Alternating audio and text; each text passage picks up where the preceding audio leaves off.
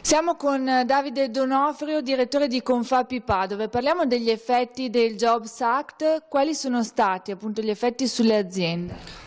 Oggi prendiamo atto dei dati elaborati da Veneto Lavoro. Veneto Lavoro ci dice che in una piazza come Padova, che è un ottimo test, essendo una piazza caratterizzata da aziende di micro e piccole dimensioni, incentivare le nuove assunzioni a tempo indeterminato ha dato immediatamente dei risultati, laddove per un'azienda di piccole e micro dimensioni assumere un dipendente a tempo indeterminato determina una significativa modifica della struttura di costo dell'azienda. È evidente che l'imprenditore tendenzialmente tende a fare molte valutazioni. Aver incentivato questo percorso in un momento in cui anche segnali economici di ripresa ci sono e ci sono anche delle buone notizie che arrivano dal nostro export, agevolato anche da un euro svalutato e da un basso costo del greggio, tutto questo sicuramente aiuta a creare un clima di fiducia e vediamo dai dati che le nuove assunzioni a tempo indeterminato crescono in una provincia che ha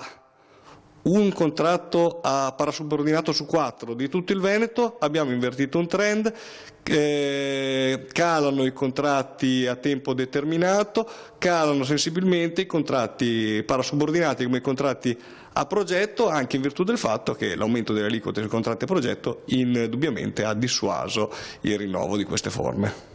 Sono necessarie da questo punto di vista delle regole certe? È evidente che oggi nel raccogliere dei segnali positivi dobbiamo anche pensare a cosa succederà nel momento in cui incentivi verranno a mancare. Oggi gli sgravi contributivi sulle nuove assunzioni durano 3 anni. Noi confidiamo che questo aiuti non da ultimo a dare maggiore vitalità al mercato interno e pertanto di non doverci preoccupare in eterno del problema di un alto costo del lavoro, però è evidente che questo tipo di misure, anche per incentivare investimenti nel medio e lungo termine, vanno stabilizzate per dare ai nostri imprenditori una visione chiara delle prospettive per la propria impresa.